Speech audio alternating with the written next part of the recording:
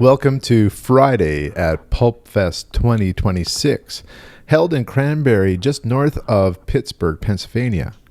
Today, I'm going to piece out the things that I have been videoing here for this conference so that I don't have to stay up so late tonight. So this is the morning here, and I want to talk about one of the dealers, and I also want to talk about some of the things that just came in the package with PulpFest itself, with registration. And of course, there's the lanyards. I'll just quickly show you these things. There is a pulp magazine that they create themselves that they just publish yearly with the conference. This one's celebrating 100 amazing years, so we've been talking about that, and ghost stories, Doc Savage, and much, much more.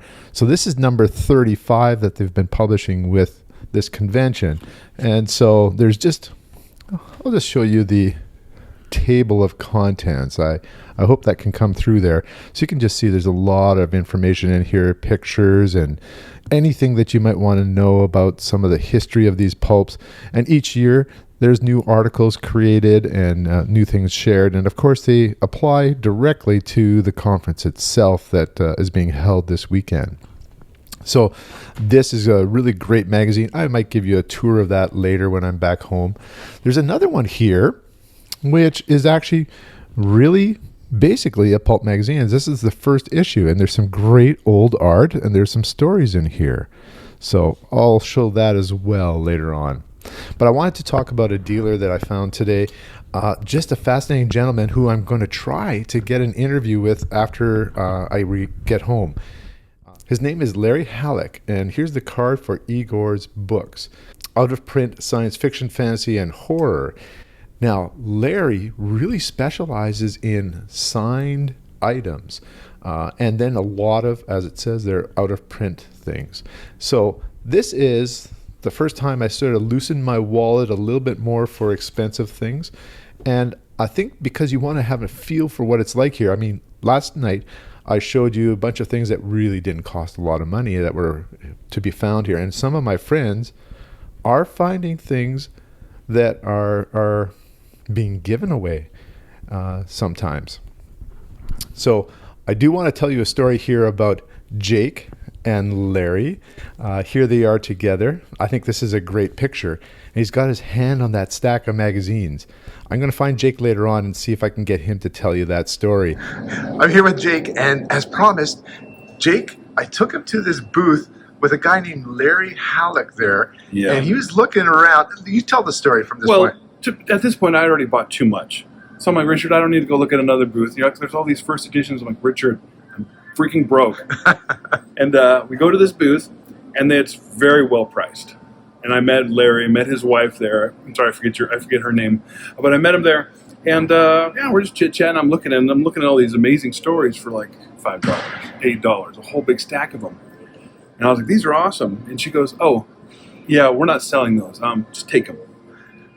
I'm like, no, I don't mind paying for them. She's like, no, they're taking up shelf space. We move them from here to there. We keep moving them around. I mean, are you going to read them? You going to enjoy them? Just take them. And I'm like, okay. So I carried a huge stack of pulps out of there. A huge stack, hurt my arms taking it out. It's like, what, about 25, 30? Oh, I didn't even count them. Yeah.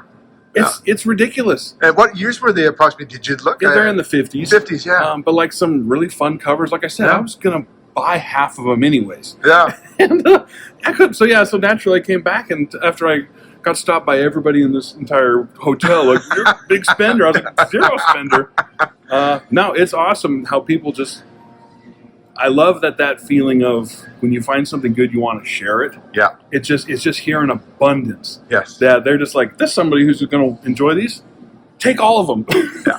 And that shows you a lot about the vibe of this place too. I mean, 100%. Yes, there's some very high priced stuff. Yeah. But there's just people who just want to share what they love. That's the truth. There's some professional sellers, which is great because that's what a lot of people are looking for. They're looking for that one issue and that one key condition.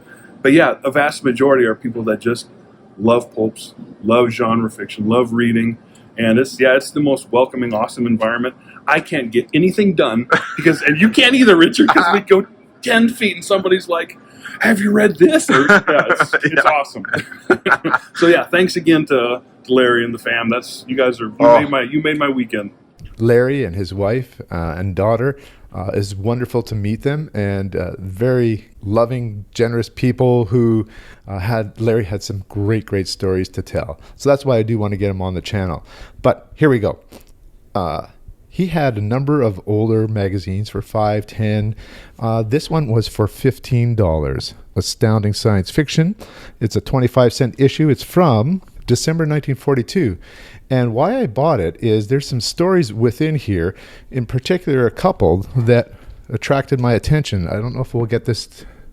Yeah, I think I can get that on here. So Van Vogt, the first story in The Weapon Shop. Very famous book by Van Vogt, A.E. Van Vogt. He's from my area of the world, so I really thought maybe I'd concentrate on seeing if I could get a couple of collectibles of his.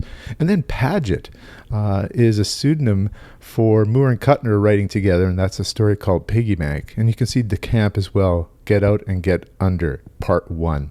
So I purchased that magazine, and then I have an Ace book, A.E. Van Vogt, The Weapon Makers. That's the sequel to that first story that I was showing you. And this is signed by A.E. Van Vogt. $20. I'll take that out of the package right now and I'll show it to you. All right, so I have it out.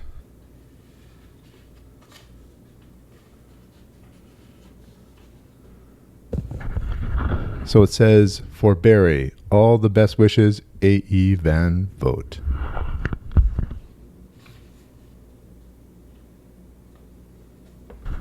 Now, something that I wonder about this one, because the dealer is Larry, and I know that he got a lot of these personal autographs himself, I'm wondering if there was a miscommunication and A.E. Van Vogt wrote it out to Barry instead of Larry. I might have to ask him about that later. And the other one that I have here, somebody that I really enjoy reading and I'm a fan of his work, and the work that he did for The Twilight Zone is Richard Matheson. And I have a little, I think these would be called a chapbook. This one's a story called Counterfeit Bills. And you can see here, this is signed by Richard Matheson and Harry O. Morris, the cover artist. It's one of 552 for $35. So there you get a feel for the price of some of the things. I think these ones were very reasonably priced. There's some things a little bit too expensive, I think, in terms of pricing there. And then, as I said, there's deals to be found. Let me just open this one up too so you can see the autographs. So now you can see the cover art. And then we see Richard Matheson's signature right above the counterfeit bills. And over here, we see the artist's signature, Harry O. Morris. So that's going to be my first report here. I'll come back later with some more to talk about.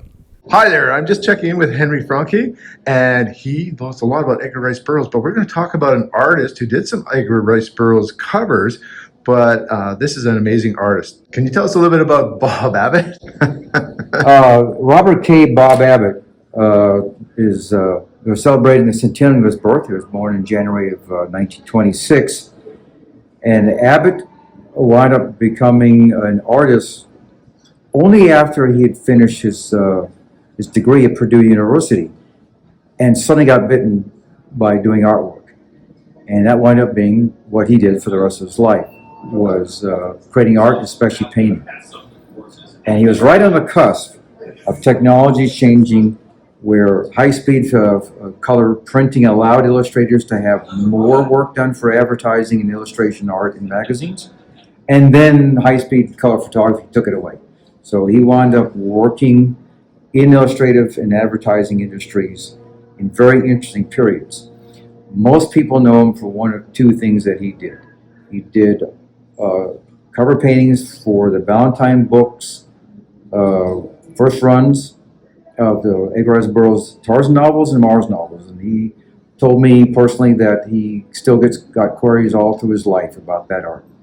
When he went out to Connecticut to continue pursuing the markets, he fell in love with the outdoors of Connecticut, bought a farm, and wound up changing from illustration art into fine art, hunting dogs. As he said, I'll probably remember for hunting dogs more than anything else I've ever done in my life. With hunting dogs, with fishing, with hunting, horse riding. He really got, as he said, this may have been what I was destined to do, was this fine art stuff.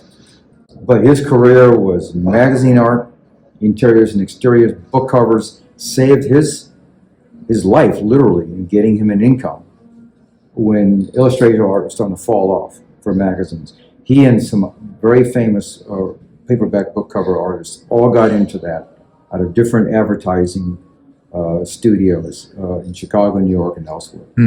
So you can see the range of work that he did because of all those paperback publishers at the time: war, detective, spy, western, historical novels. It just went on, and they all did these things, live action, short deadlines. And so the phenomenal work that these artists did, including Abbott, who I believe is one of the most underappreciated of the paperback book cover artists who worked through most of the 50s into the 60s. You also are an expert on Edgar Rice Burroughs, is that correct? Let us say that I am a student of Edgar Rice Burroughs, fellow of his work back in the 60s. And as time has gone on, I've been brought in to write more and more of the nonfiction background of Burroughs and his works. And also the editor of the Burroughs Bibliophiles. That's a nonprofit literary and educational society that Burroughs himself actually approved in 1947. He didn't start until 1960. He also approved a fan magazine called the Burroughs Bulletin. That first started getting published when they approved it in 1947, still in print. And the society has brought that on as their primary journal. So we actually can trace our time back to Burroughs himself and the corporation's approval of us doing our thing. Not that stopped anyone else do fans. But we can say that we got to go from the company and the man himself. That's awesome. Thank you for your time. Oh, thank you for asking, and always feel free to think more about Edgar Rice Burroughs when you have the chance. It's 11:30 p.m. and I'm just about done here with the video. Just want to show you a few pictures here.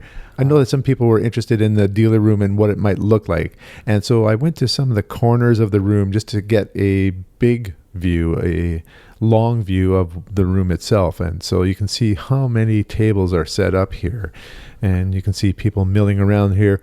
We have also some friends that we might recognize here, and Chris and Liminal Spaces and Andrea of Infinite Text. One of the features for the conference is an auction, and people can bring their work here for consignment or a percentage which goes to PulpFest, and then the rest goes to the person who has submitted it. So here's just a peek at the tables. I understand that there's going to be about 200 pieces for auction on Saturday night. And one of the highlights, of course, is hanging around with some of the people that I know from YouTube. And so we sit together and chat and laugh and enjoy conversations about some of the things that we love. I'll have links to all their channels below in the description to this video. So that's it for Friday, July 31st, on to August 1st, Saturday. Until next time, keep reading.